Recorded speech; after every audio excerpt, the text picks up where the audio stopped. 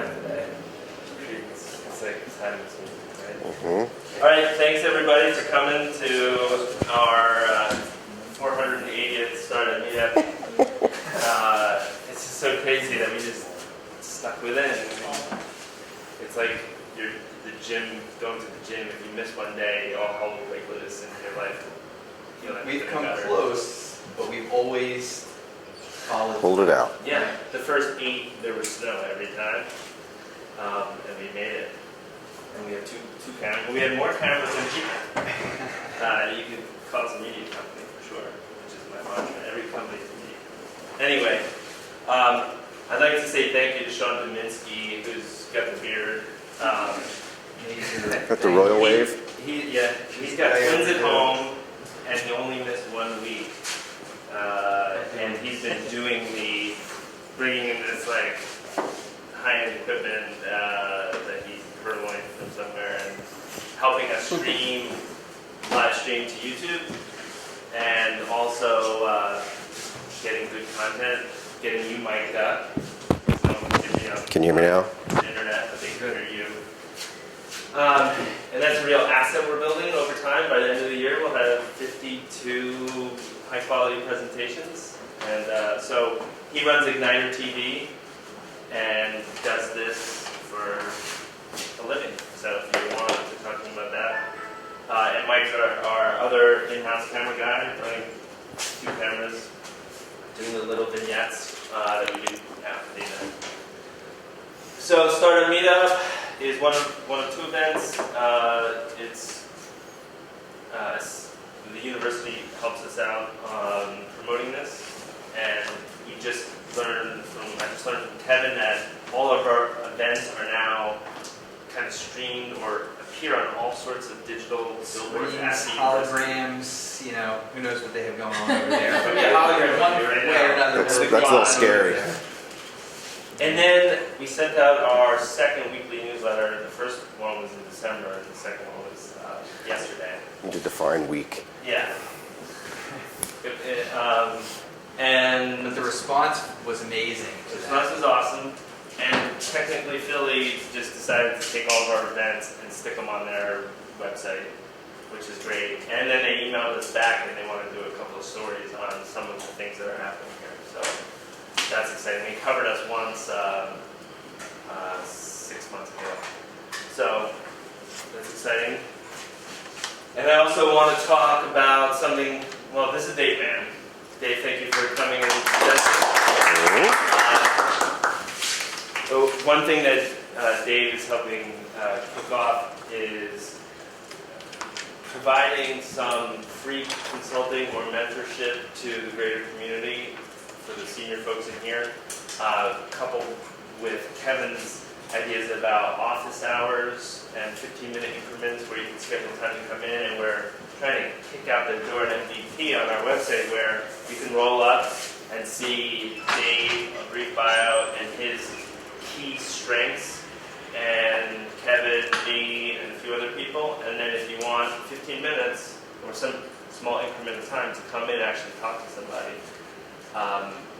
we're gonna be offering that. And Dave's been charging ahead, pushing us to make that public and provide that value. Because I think that it really catalyzes innovation in the region, in the incubator. And also David has been driving us to do a bigger expo in the early fall, and we'll have details of that. But Hopefully. Dave came, he's been a consultant, has a great job, wanted to break out and productize things, and he decided that one thing that could help him is being at the lab, getting out of his home office, bumping into people like us and you, and so I'm excited for him to share his story.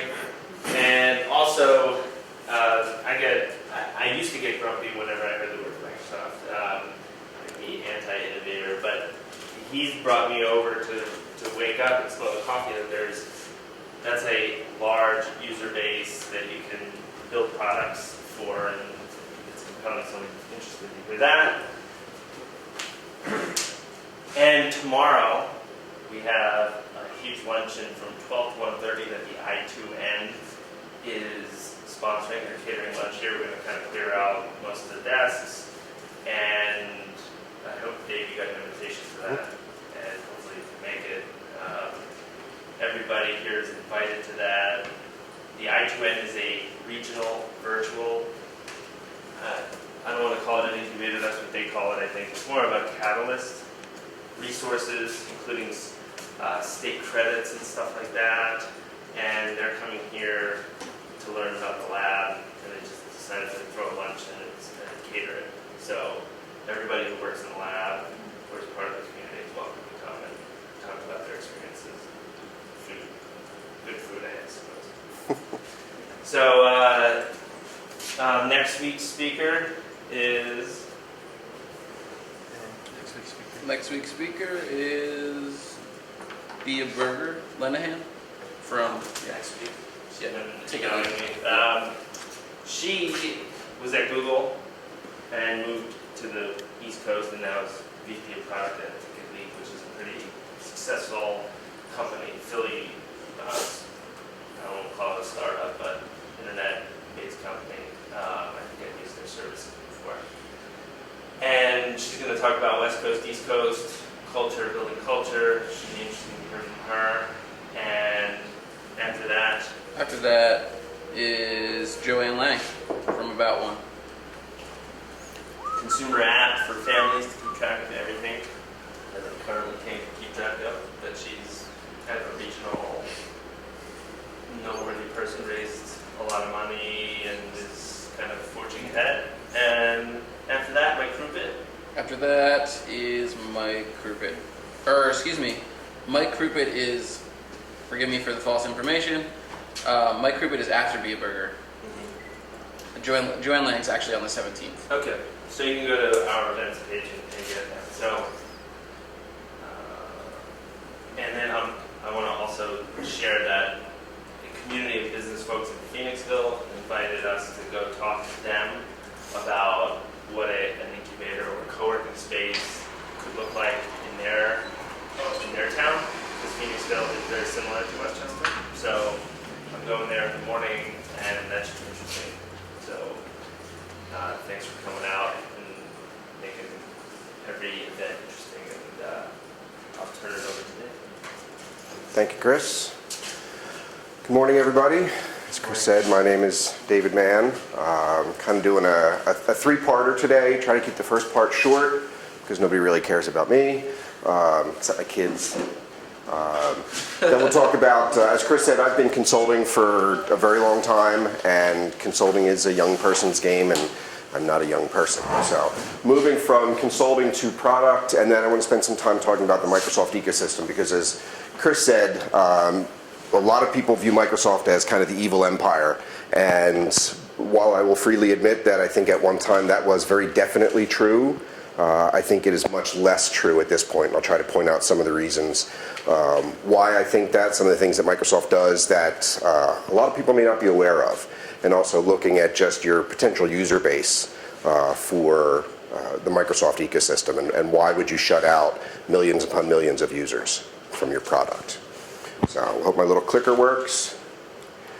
All right, so about me, husband of one, father of three, plus various pets and beasts and other things that seem to show up at our house periodically. I have a boy who goes to Widener University down in Chester. He just finished his sophomore year as an electrical engineer and physics major. He is way smarter than I am. I'll talk about my college in just a little bit. My daughter will be going to University of Delaware in the fall to study biology, also way smarter than I am. And then my youngest has special needs, so that presents some interesting challenges to just life in general, but it also opens up a lot of things that it forces us to slow down a lot, forces us to pay attention to the things that matter. So that's an interesting kind of wrinkle in anybody's life.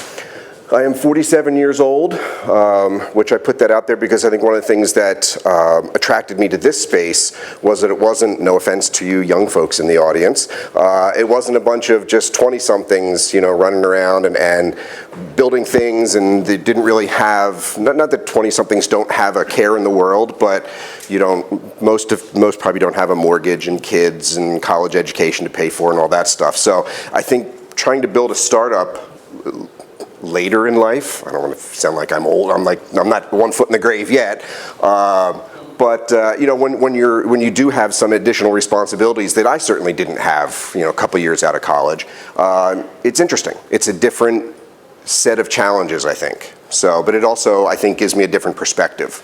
One of the things that attracted me to this space was, like I said, it wasn't just strictly a bunch of people, trying to do things, and they were 20-something years old, and they didn't have some of the responsibilities that I had. A lot of the people in here are, although I think I might be the oldest person. Not even close. Well, I meant that was not here today. I meant that was co-working in the lab or something like that. But it's just a different perspective on things, and I like that compared to some other similar type of environments that I've been exposed to. So. And then last, I'm a geek through and through. Have been my entire life, and I'm hopeless. There's absolutely no cure for me at this point. My clicker is a little spotty. So a little bit about my career. Again, I don't want to spend a whole lot of time on this, but it kind of frames where I am and where I'm coming from. When I went to school, I majored in English and I minored in philosophy, which was an interesting educational experience, and it prepared me to ask some of the really important questions as I got out of school, like, do you want fries with that? I like to say, I was pretty much totally unemployable when I got out of college. I had worked in radio in both high school and college, so I figured, okay, let's go into radio. So I started, my first job was trying to sell radio ads. Turns out I'm a horrible salesman. Fired from that job. Okay, let's go try writing radio ads. That one I was also fired from, but this one's actually an interesting story. I was fired from that one because I wouldn't teach the boss's daughter how to roll a joint. Moved into retail. Worked in a record store, managed a record store, moved out of that into, I worked for CVS, managed a couple CVS pharmacies. The problem with retail is it's busy. When's the busiest time of year in retail? Christmas, holidays. My son was born right kind of in between these two. And kids are most excited at Christmas. And I was like, I got to go to work. I worked in a 24-hour pharmacy. I worked on Christmas Day. That didn't go over real well. So took a couple courses and moved into the computer world. Computers had always been a hobby. I've got 6 brothers. They're all engineers. I'm the black sheep of the family. I was an English major.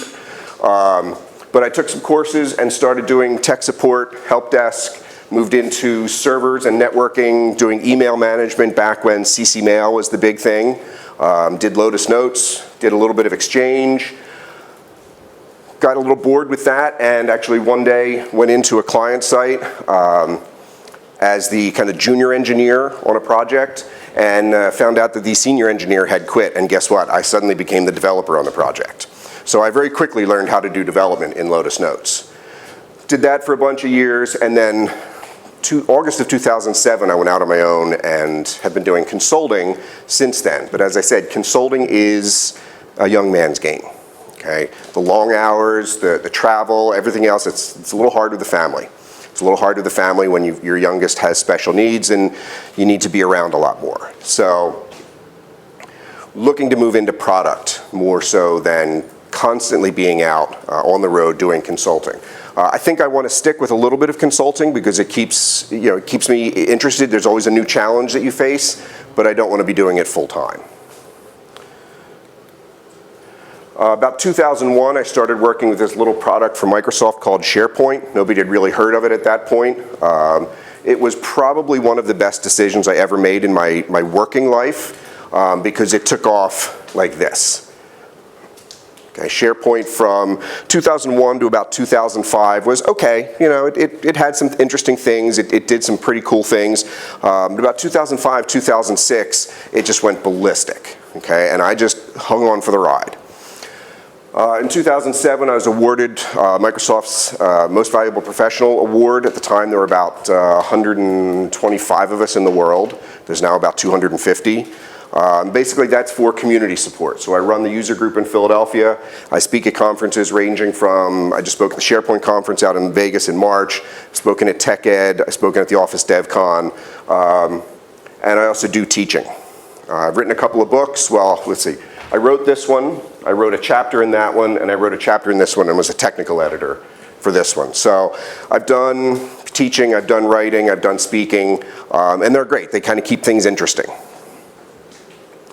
So that's my background, right? That's how I kind of got to where I am now. Exposure to a lot of different things. So one of the nice things about consulting is you learn to think on your feet, you learn to respond very quickly, you learn a lot of customer management. This is if you're going to be good at it and you're going to survive at it. You learn a lot of people management, client management, those types of skills that are not necessarily what a lot of technical people are very good at. Okay, we always make the joke of, you've got the consultants that can stand up and talk to a client. I wouldn't feel bad about putting them in front of a client. And you've got the other people that you kind of lock in a door and you slide a pizza and a set of requirements under the door and you get just amazing code back, but you wouldn't ever have them talk to a client.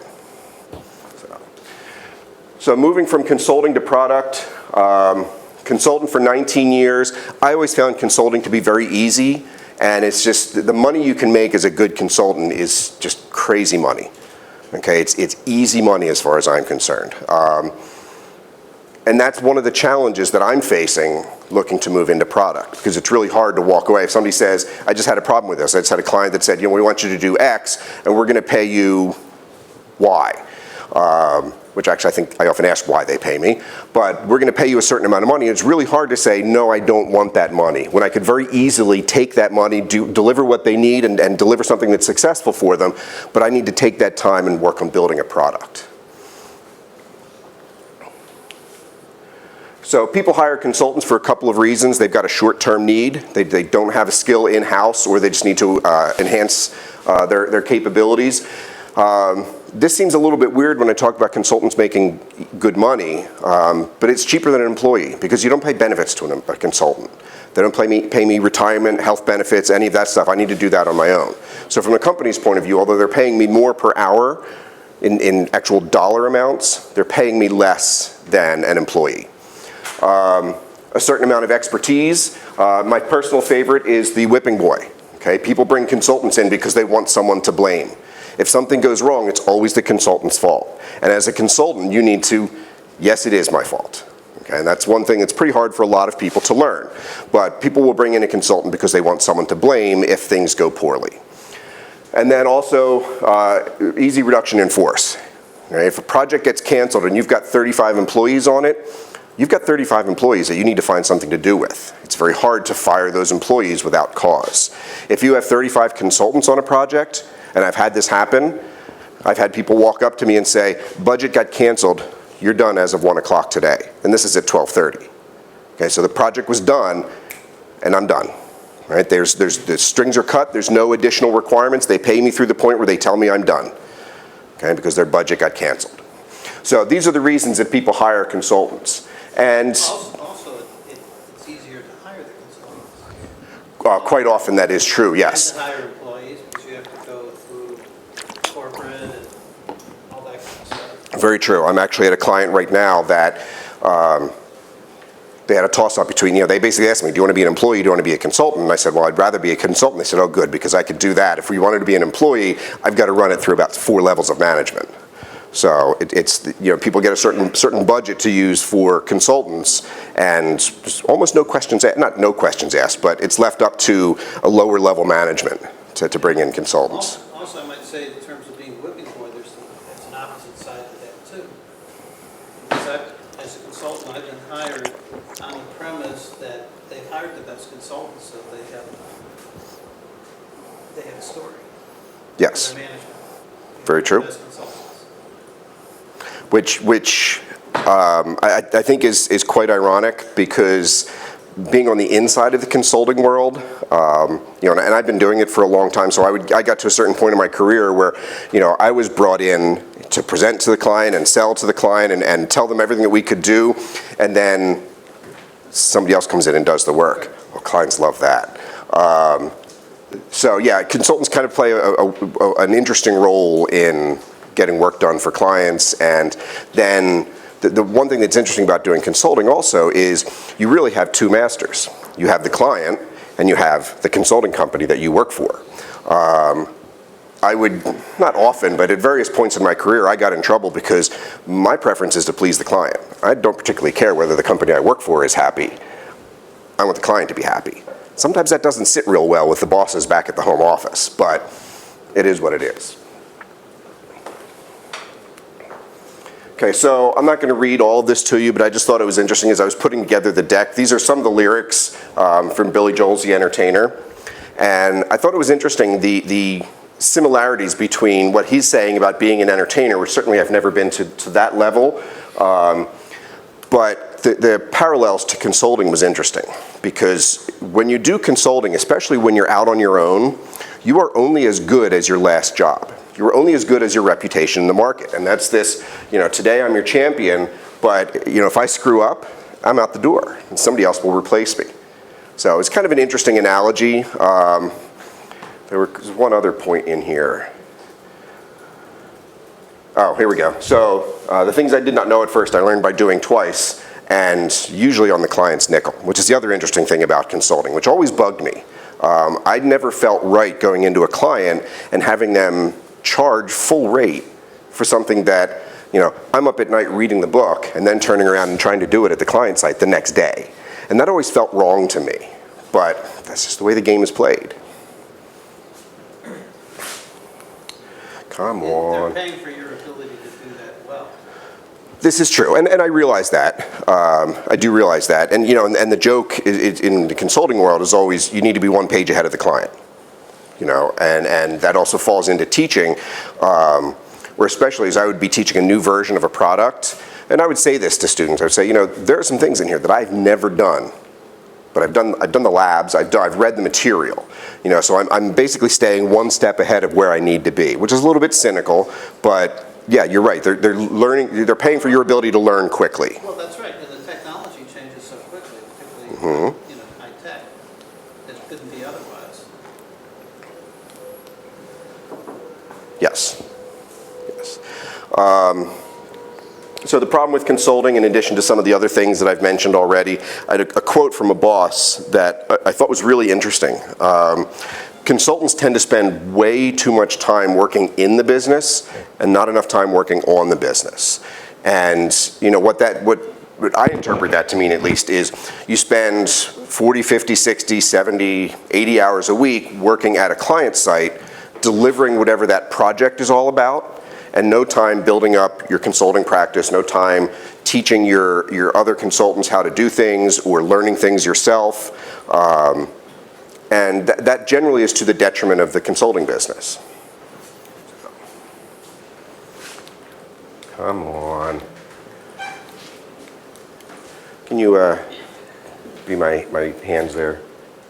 Thank you. Okay, so a lot of these we've covered. The one that I really haven't covered is, this is one of the things that I think I've gotten the most value out of, especially now as I'm looking to go into product, is I don't have a background in finance or manufacturing or pharmaceutical or any other particular vertical, but I've got a good understanding of all of them. I can sit down, and I've done projects in banking and different finance things, pharmaceutical obviously being in the Philly area.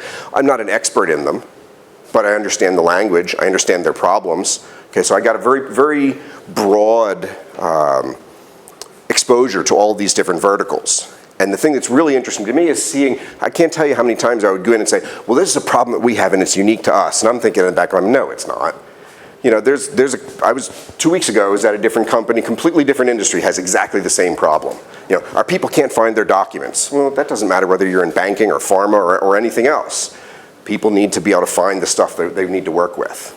So common approaches, common problems to things, I've seen across all different types of industries.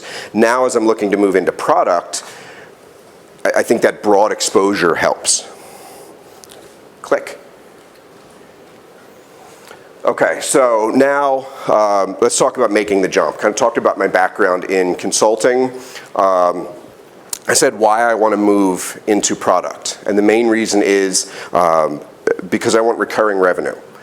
When you're a consultant, you get paid for every hour that you work. If you don't work, I'm not billing right now. I'm not getting paid by my client right now. So if I'm not working as a consultant, I don't get paid. All right. A product, it doesn't matter. Once your product is built and it's out in the market and it's kind of taken on a life of its own, I'm not saying any of that is easy, but if you can make that jump, then it doesn't matter whether you're sitting on a beach somewhere or sitting at your desk doing marketing or programming or customer support or whatever it may be. If that product sells, you make money. Okay, so there's a potential for a recurring revenue stream that can augment your income.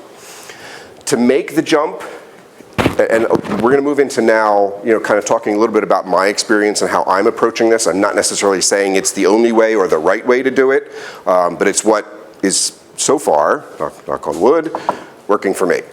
I have a long-term steady client. I bill 37 and a half hours a week to this client, and that frees, and I don't have to bill anymore. Okay, they have told me flat out, we don't want you working more than 37 and a half hours. We don't have the budget for it. So 37 and a half hours a week I bill to this client. That leaves me another whatever number of hours I choose to work working on my product. Okay, but I know that that income is there. I've been there. It was a 3-month project that started in 2010. So did the 3-month project, went away, they brought me back, I've been there ever since.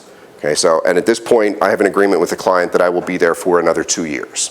So long-term steady client, as long as I don't screw up, I'm not leaving, okay?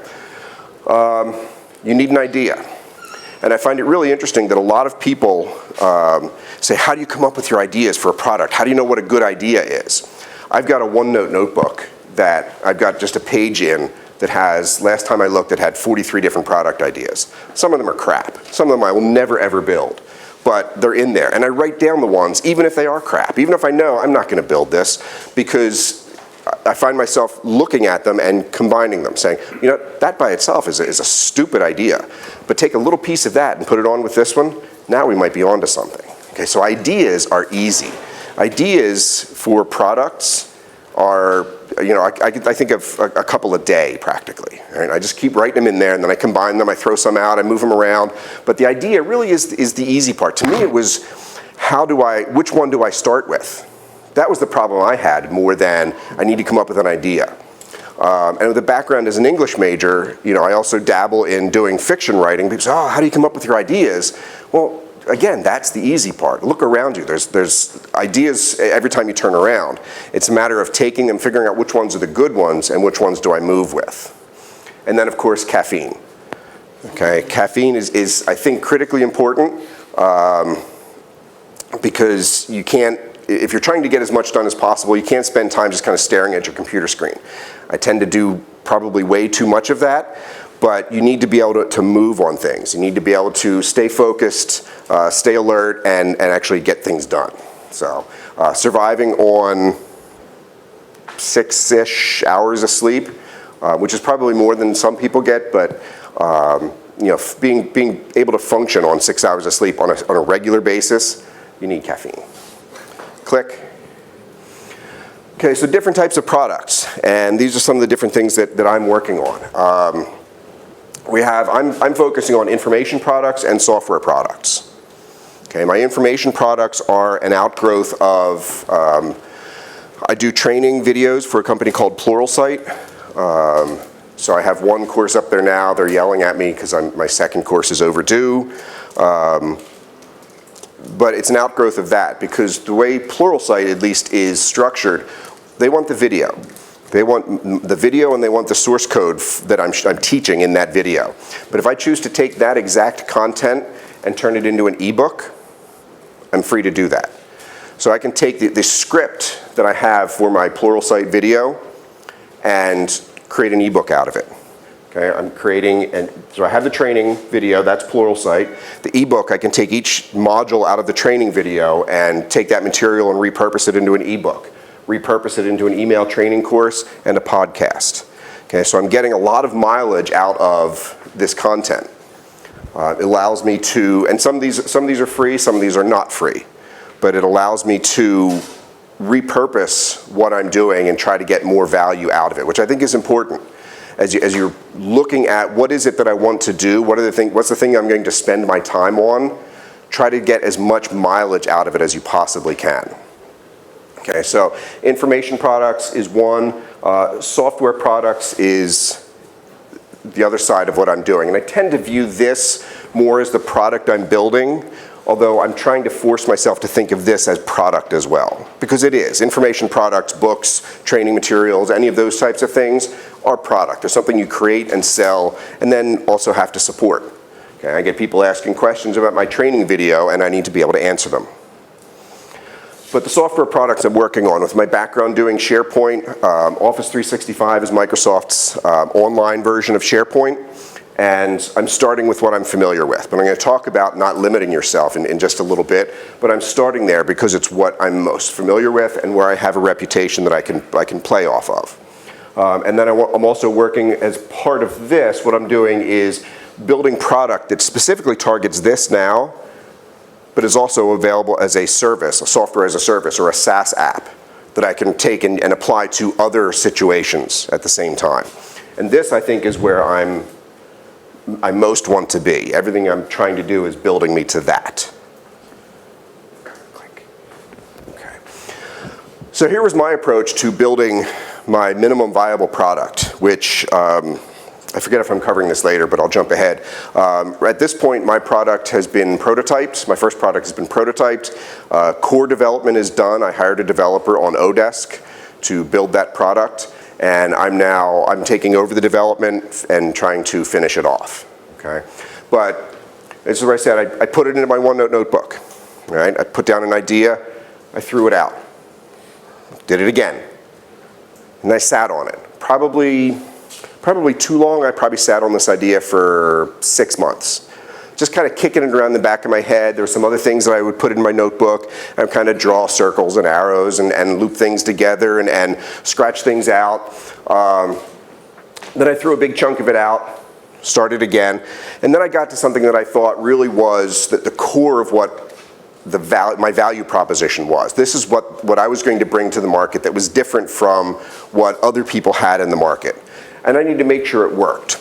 And about 90% of it I knew would work. I didn't have the code written, I had never done that specific, but I knew that it would work. There was one little piece that I wasn't completely sure of. Okay, and largely it was because I needed to test across different browsers. So I sat down and in an afternoon I did my prototype. It was ugly, it was horrible code, I would never move that code into production, but it proved to me that 10% that I wasn't real sure of would do what I thought it would do. A couple things I might need to do differently, but I knew that the idea would work at that point. All right, and that was where I had my prototype, I wrote up a design spec, and I handed it to a developer in Russia. He spent about a month building the core development, and it allowed me to step back and, well, first of all, I was billing, okay, so I was still working for my client. But it also allowed me to start framing things out for marketing and how I was going to bring that product to market, doing things like talking to Chris, trying to figure out what I was going to do once I had that product built.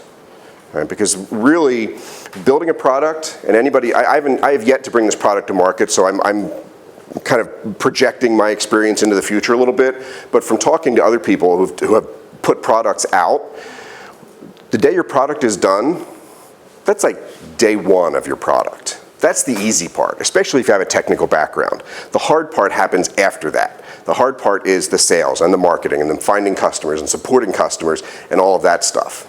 Feedback, validation, and then Right. pivoting. Yep.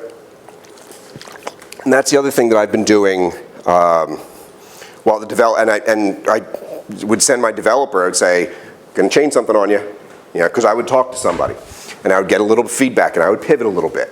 I was pretty confident that I wasn't pivoting a lot before I started the development, but I would, let's put this little twist on, let's put that little twist on, or I want you to put a hook in because later I'm going to add this, so I need this particular thing written in a certain way, okay? Because I was out talking to people, I talked to a couple people here. I talked to other people that I know in the in my community, in the SharePoint community, and got feedback and was able to integrate that in before I got too far. I was going to say, I think being a consultant places or positions you or puts you in almost the perfect position for building a product like this, because you can get the feedback before you really even build the product, right? Right. Yep. Yeah, I mean, feedback from other consultants that I know, other people in the industry, and clients. You know, although my current client will never use this, it just doesn't apply to their business, I can sit down and talk to that client and say, you know, look, here's something I'm working on, what do you think? And he would give me some feedback. So it is an interesting, you know, you have to have a good relationship with your client, because basically I'm saying to him, I'm positioning something that's going to, hopefully, I will be leaving you. But it shouldn't be for another couple years before this thing really takes off and I'm, you know, buying a private island somewhere. And at that point, he's not going to be hiring or having work for me anyway. But this is how I took the approach, okay? And some people say, well, you need to commit, you need to quit your job and you need to do this, you know, full-time for 6 months or a year. And I'm 2 kids in college, there's no way I'm quitting my job. You know, so there's a different side of how you approach building a product, and one way isn't necessarily right. Okay, it's whatever works for you. If you get to the end of the day and you've moved your product forward, then the approach you're taking is right for you. All right, click. So I said this already. So the real work begins when your development ends. Okay, and a lot of things that at least developers or consultants or product people that I've talked to don't think about is, you know, how am I going to sell this? I need a marketing site, but I also need an e-commerce site. Okay, so how am I going to stand up that e-commerce site? How am I going to do my sales? I need to do marketing.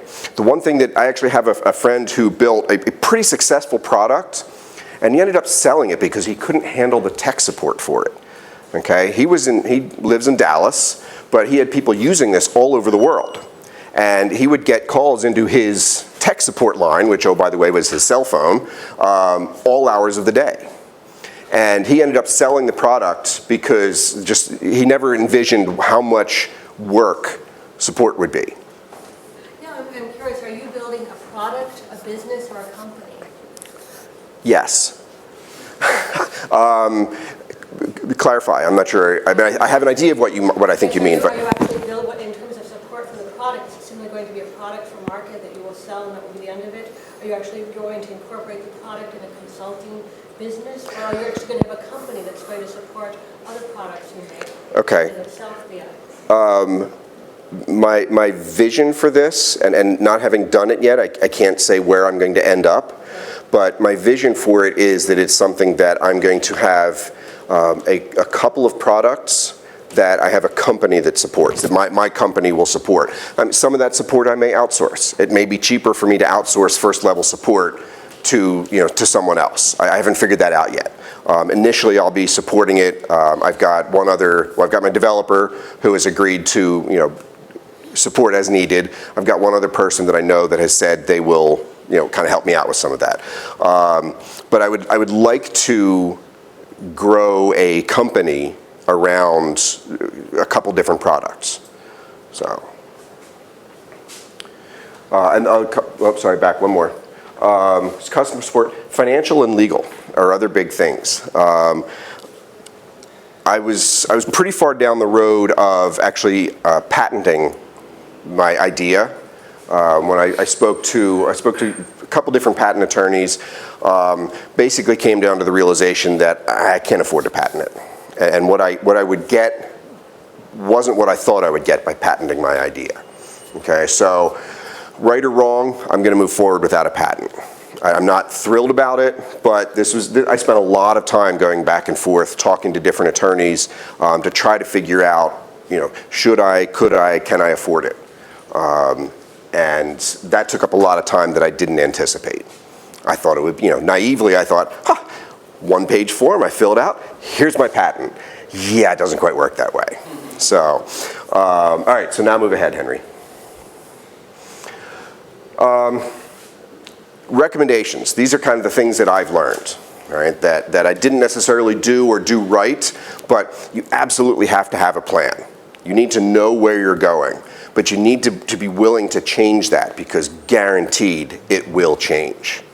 Okay, so I have both a long-term and a short-term plan at this point. My long-term plan is I'm going to have one product out the door this year.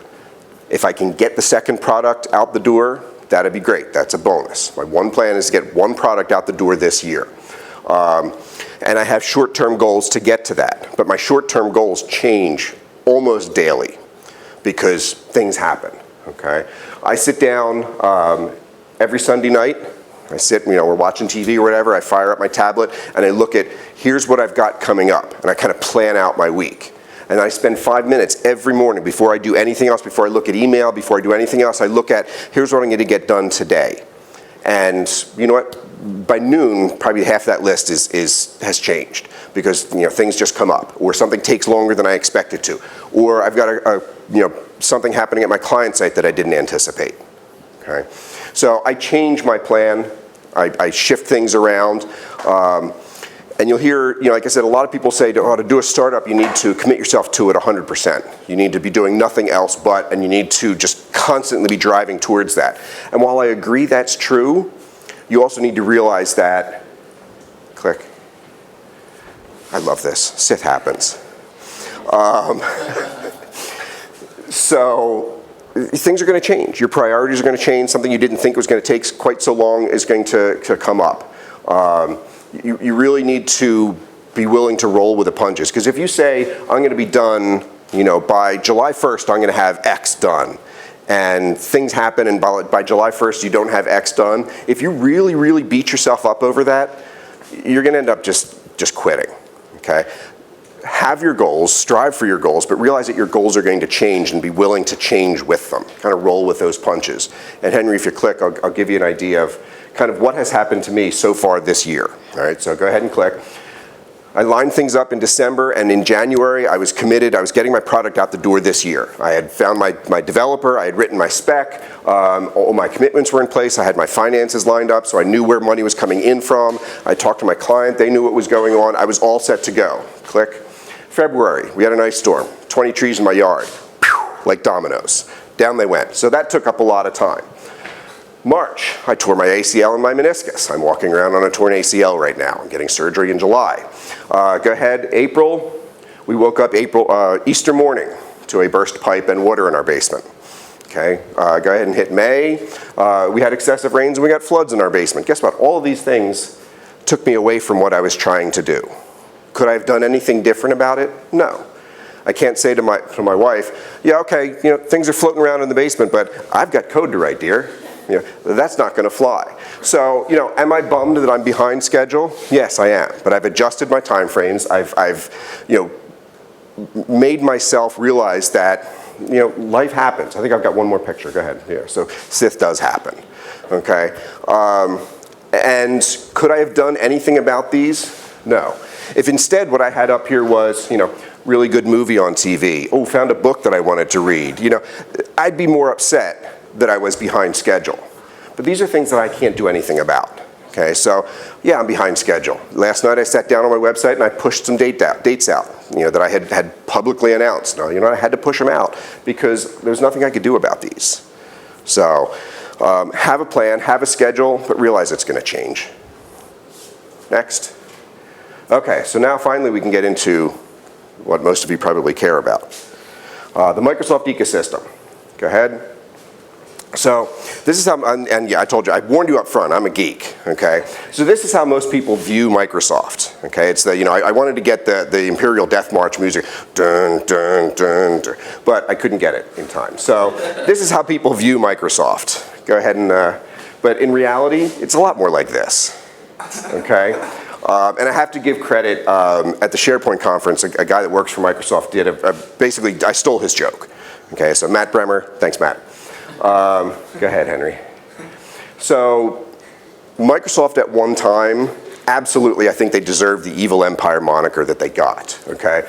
But right now, Microsoft contributes to or supports over 300 open source projects. Okay, they've open sourced ASP.NET MVC and their entity framework are two of their bigger things that they've open sourced. Okay, and as they like to say, it's open, it's truly open source. It's not just source open. It's not just that they've published the source code for it, they're actually taking pull requests for these things. If you find something that you think should change or a bug, you can fix it and submit that to them. Right? And then depending on what it is, they may or may not accept it. Azure, if you're not familiar with it, this is their competitor to like Google Drive or your Amazon Web Service, AWS. Here's all the different non-Microsoft things that will run on Azure. And I didn't even finish the list. I had to put my little ellipsis in. Okay. They released Office for iPad a couple of months ago. 27 million downloads in 46 days. They just had TechEd a couple of weeks ago down in Houston. A large percentage of the demos were on a non-Microsoft platform. Okay. They have an Android SDK, and they're very much moving forward with a very open approach to their APIs. Okay. Go ahead and click. I'm not going to read this to you. You guys can read it. Scott Hanselman, if you're not familiar with him, is, I don't know specifically what his title is, but he's on the ASP.NET team. You know, the thing that I think is really kind of telling is, could we do better? Always. You know, you can always do better, but they're not pure evil. Okay? They're not, as he says, they're not nearly as organized to be pure evil. So I kind of look at that with a grain of salt, because I look at Microsoft and say, okay, you know what, maybe they were all those things, but whether you think their market is this big or that big or that big, it's still a market. Okay, it's still a potential set of users. Are you going to walk away from a market just because you don't like the way IE6 worked, or the fact that they bundled something into the operating system 20 years ago? As an entrepreneur, I don't think that I have the, I won't say the right, but I don't think it makes any sense to be that ideological about it.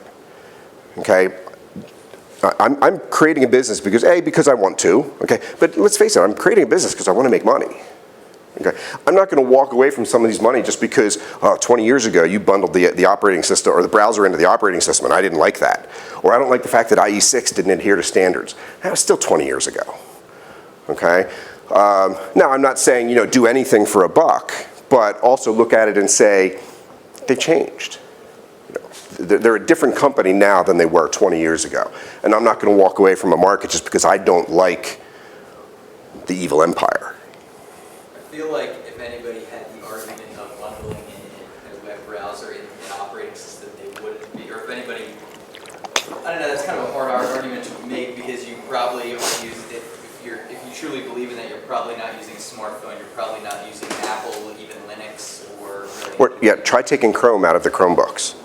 Yeah, or, you know, that's the ultimate example, yeah. Right? So it's, you know, were they the evil empire at one time? Yeah, I think in a lot of ways they deserved that reputation.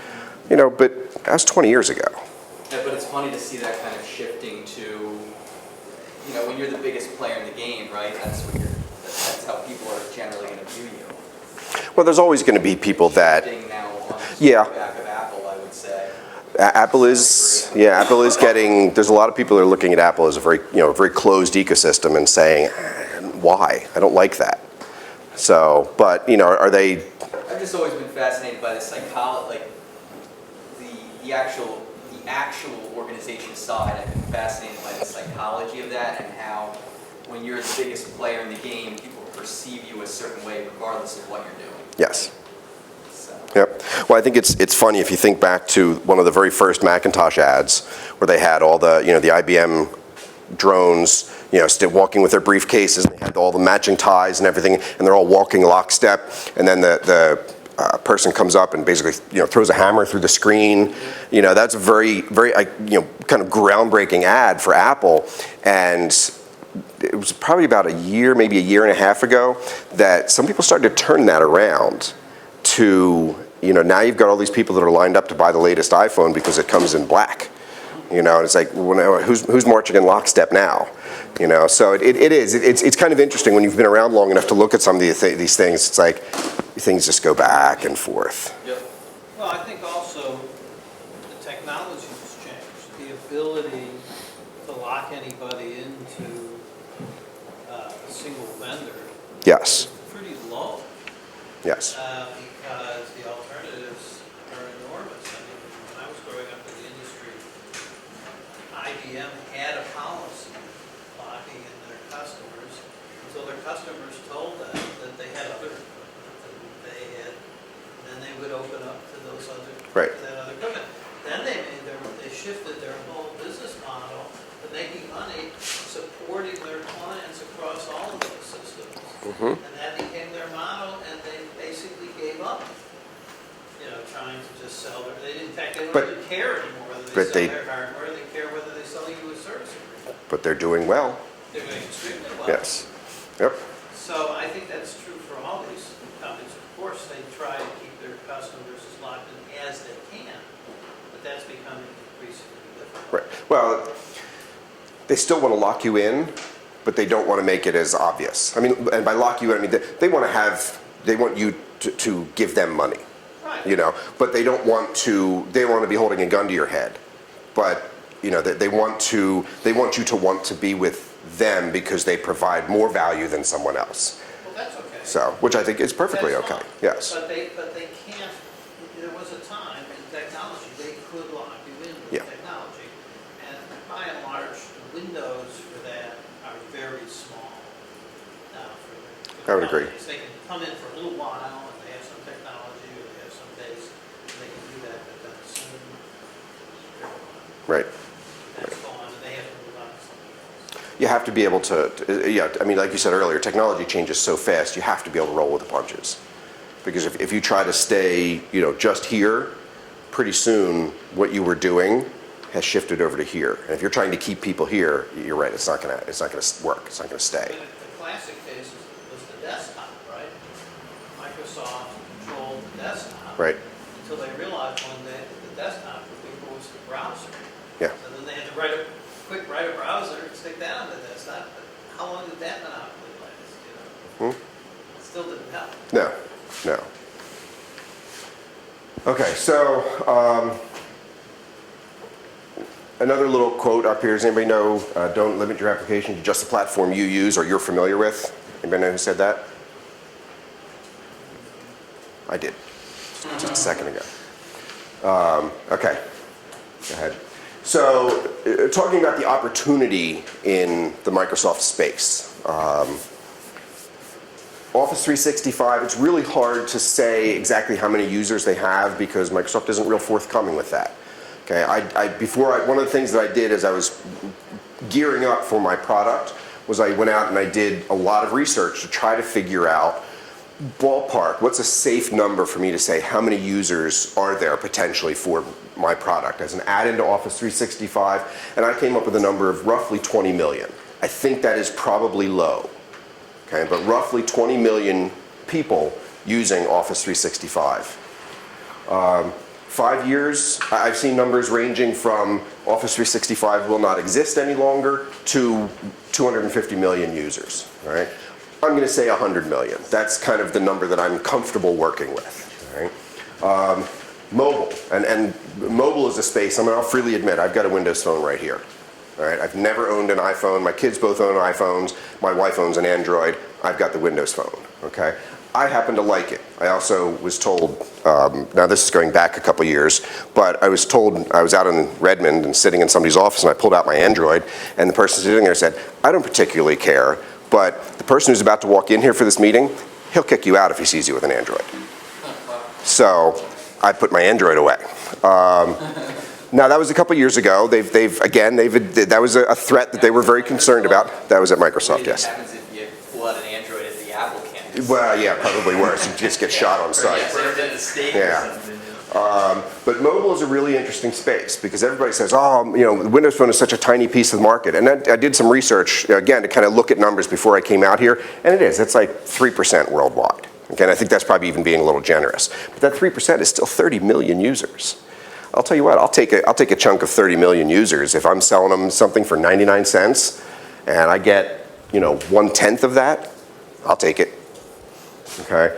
Depending on who you ask, Windows Phone, again, will either not exist 5 years from now, or it will be the be-all, end-all, and everybody will own one. I tend to try to throw out the high and the low numbers, and I think that roughly 500 million is, again, a number that I'm comfortable with. Okay? Office.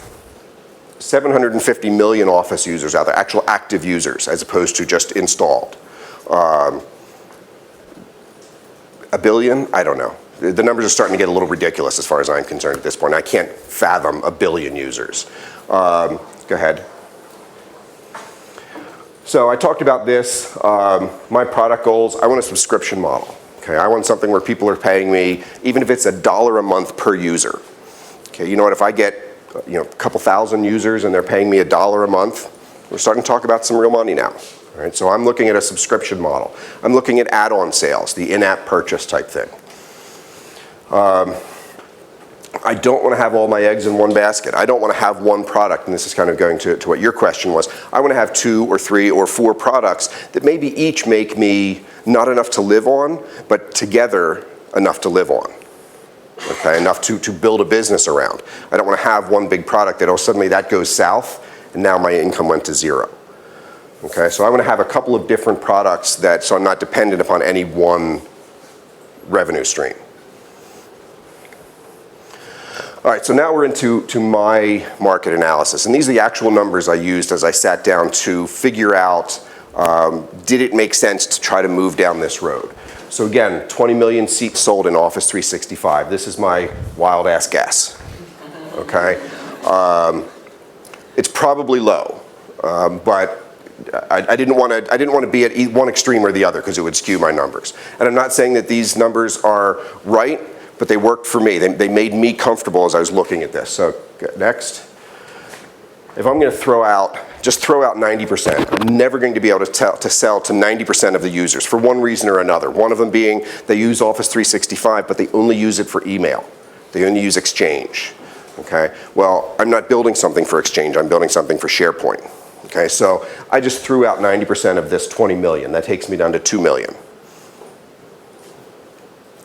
If I have 2 million potential users, and I'm going to, again, I picked a number out of the air and say I'm going to be able to target 2% of those. All right, so that leaves me 40,000 target users, which is roughly 0.02% of the market. Oh, I'm sorry, no. So I'm targeting, if I actively target 10% of those, I'm going to be 4,000 users, and that's my 0.02%. If I sell for $1 per user per month, it's $48,000 a year.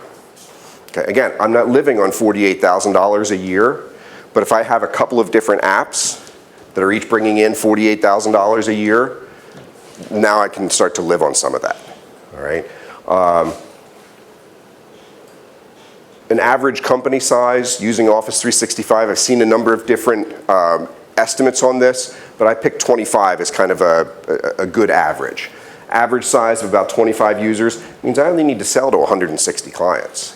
It's not like I'm selling to thousands and thousands of clients, but because it's such a large base to start from, I think that these are reasonable estimates. Could I be way off base? Absolutely, but I could be way off base high or low. I could go and sell into one client, and actually I think that I might have a potential to do this. They would hit my 4,000 users in a single sale. Yeah. So if this is your, I would say, sophisticated WoW business. My what? I'm sorry? Your sophisticated WoW business. Yes, absolutely. That's what we talk about. You have not discussed your costs at all. So No. are you assuming that your product, services, and markets itself? No, I'm just looking at income at this point. I'm just looking at what is the potential for income on this. The thing that I don't think I actually put a slide in on this, but I'm fully expecting to lose money on my first app. Because my first app, I need to set up the e-commerce site. My first app, I need to get marketing in line. I need to do all of those things, all that infrastructure that I don't currently have, I need to do. If you would even make a profit on it if you had the infrastructure, because you'll have ongoing costs as well. Yes, and I haven't tackled that yet. My gut is that I think that I will. Once I get those things up, because a good chunk of that I can do, or I can subcontract at a decent rate to do. So, yeah, I mean, I could be completely naive on this, and I think to a certain extent that I am, but Well, it's I've run some. It's your recurring costs of activity, not your investment. I mean, you'll have to recover your investment over Right. time, but if your recurring costs are higher than your revenue, and your need for return, Right. then it won't matter what your, what your one-time infrastructure costs are, because And what do you put in recurring costs? Because some of this I've looked at, some of it I probably haven't. But what are you putting in there? basically, all the support for the product, all the marketing necessary to at least maintain the client base, and all the maintenance that you're going to have to do on the product, because I'm sure the environment the product runs in will have to make some demands on upgrades and so forth.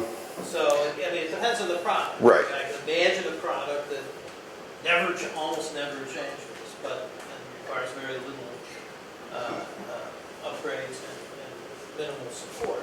Right. But that's all the sort of stuff you have to factor in to your ongoing costs. Right. Then you can look at your infrastructural costs, amortize them out over X number of years. product life, Right. actually expected product lifetime, so it's 5 to 10 years. And then you can add that amortization to that, and see whether you can make any money on it at all. You're depressing me. I think I might just. No, it's true. It's real world things. Pricing, right? Right. So it might not be necessarily it might not be viable, but I think it will open your eyes in regards to looking maybe at the pricing of it again. Right. One of the things that, again, perhaps naively, I'm looking at my support costs as far as technical support goes. I'm betting on being fairly minimal because I'm deploying a controlled app into a highly controlled environment. Office 365 is pretty well locked down. Okay, if my app works and the code is written correctly, nobody but Microsoft is really able to go in and change any of the core infrastructure. Do they change it? Absolutely.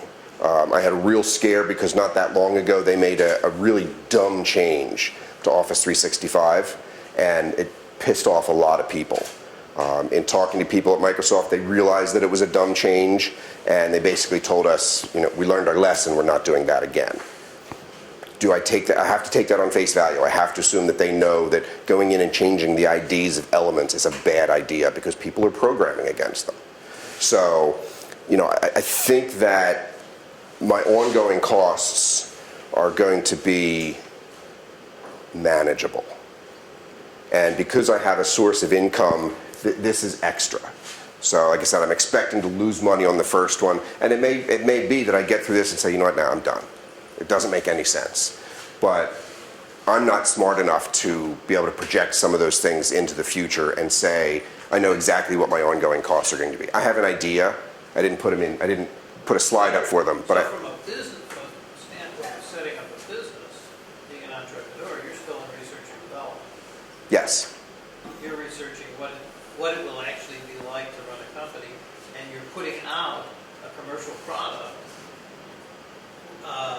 in order to do this research, basically. I'm working my way through a commercial product, and as I'm learning that research. And some of it I've done, some of that research is like talking to a friend of mine and that sold his product because the support costs were higher than he anticipated. And it wasn't something he was interested in doing. You have the development side of the product, but you have the development side of the enterprise.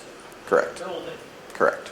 okay? And so you're still very early in your entrepreneur cycle, Yes. because you might have to do 3 of these products or 4 of these products before your research was completed to know what your entrepreneurial model really works, or frankly, if it work at all. Right. Yep. And I could very easily be completely wrong about all of this. So, am I out of time? Kind of, can we morph into? Yeah. What's up next? Okay, so moving away from just Office 365, Google Docs is on the roadmap, but I think that right now most users of Google Docs are free. One of the benefits of Office 365 is that it's not free. People have already opened up their wallets. That tends to make me believe they're willing to open them up a little more. Okay, and then the SaaS app. The way I'm building this product is it's an engine, and then there's an implementation of that engine that is specifically for Office 365. The engine itself, I'll be able to morph into more of a SaaS app. That's down the road. Next. So yeah, am I limiting myself to Office 365? Am I hypocritical in saying, you know, don't do these other things? No, not really, because it's a difference between a marketing focus and a technical focus. Technically, I'm open to anything. My experience, my reputation, my familiarity with the market is a marketing focus. I'm marketing the engine specifically to Office 365, so I'm just starting with what I know. All right, a couple more. Mobile, I talked about this, numbers are staggering, blah, blah, blah, but I don't particularly care because to me, I'm not interested in the consumer app stores, all right? It's a lottery ticket. Unless you're these guys with a time machine or these guys with a time machine, you're not going to be this guy with your $1 million. It's a lottery ticket, right? I've done the vast majority of the apps in any of the app stores out there make less than $30,000 in their lifetime. I'm not in the least bit interested in an app that only makes $30,000 in its lifetime. That's not worth all of those costs. All right, so go ahead. So I'm going to have client apps where it makes sense to support my existing application. Okay, so it's largely, if you architect it right, it's largely UI only. Okay, all the logic still happens out on a server somewhere. At least that's my approach to it. Next, talking about what you need, and here's just kind of wrapping up the Microsoft ecosystem. Development in Microsoft ecosystem is done largely in Visual Studio. C#, VB, and JavaScript are all your languages. SQL Server is going to be your database. Now, you could do it, you could do MySQL, you could do Oracle, but that's the Microsoft ecosystem. What you get, blah, blah, blah, the tools are good. I'm not going to say they're the best, I'm not going to say they're you know, everybody's favorite, but they're good, all right? They get me 80% of what I need. You know, I can augment them with perhaps non-Microsoft things as I need to, but you really get a good set of tools and decent documentation from the Microsoft ecosystem. And here's what it costs. This is the thing that shocks people. I don't pay a dime for my development environments. Okay, I'm in this program called BizSpark. Now, I mean, as an MVP, I get certain things from Microsoft, but they have this program called BizSpark. If you're a business that's less than, I think, 5 years old, you make less than like $1 million, you can get access to their MSDN Ultimate subscription, which is every product they make for 3 years. Okay, so I'm in BizSpark. I don't pay a dime for it. I have all this stuff, and in 3 years, I think I pay a $100 graduation fee. Okay, so this, you can do this without any outlay of funds. If you're a student, you want to look into DreamSpark. Same type of idea, but it's specifically for educational institutions. Okay, so I get this for free. One more. As far as resources go, as I said, I outsourced my development. I could have done it myself, but I was busy, honestly, billing at a higher rate at my client. So I gave it to somebody to do it for $30 an hour. Actually, less than $30 an hour. Go ahead, Henry. I did a real quick search on Odesk, just to get an idea. Your average ASP.NET developer, you're going to be paying about $17 an hour. Average Ruby developer, you're paying about 31. Ruby's a little hotter, it's a little less well known at this point. Okay, so there's reasons if you're looking to outsource, you can save some money on your outsourcing if you're in the Microsoft ecosystem. Blah, blah, blah, blah, blah. The one point on here that I want to make is once you know one programming language, learning your second one is easy. So pick the right tool for the job. Right? If you know Ruby or you know Java, learning C# is dirt simple. Going the other way is the same thing. If you know C# or you know, I won't say VB. If you know C#, learning Ruby or Java or JavaScript, it's easy. It's just syntax. So pick the right product for whatever it is you're trying to accomplish. That's it. Here's my contact information. If you go to my website, it's only about half done, so don't send me an email and say, hey, this page is empty. I know, I haven't gotten to it yet. Construction GIF going on. No, I don't. I've just got a little parenthesis that says coming soon. So thank you. I know I rambled on quite a bit, but you know, my take on it is Microsoft is not the evil empire that everybody seems to try to paint it as. Were they at one time? Yeah, probably. But anymore, it's a pretty darn big market that I think if you're an entrepreneur, if you're trying to do something in this space, you'd be kind of foolish to ignore. Just because maybe you like Apple or you like Android, or you like Google or something else. Yeah, you know what? I like Microsoft, but that doesn't mean I ignore Apple. You know, God help me, I'm going to be buying my first Macintosh soon because I need to be able to test on a Macintosh. So that's it. Thank you, everybody. Thanks a lot. I'll just make one observation because to clear my head, you're like an incubator of one. And there's this real opportunity for good people who want to keep their steady income and just toy with products until you get one. I mean, it's a product company, it doesn't have to be. So then that's a good question. I think now more than ever, you could build products on the side. If you get a couple, then maybe you step over it. So it's like an incubator of one. We can chat. I'm sure you'll answer some questions and be back next week for For whoever's next. Dia. Yeah. Dia, Burger, Lenahan from Thanks a lot. Thanks, everybody.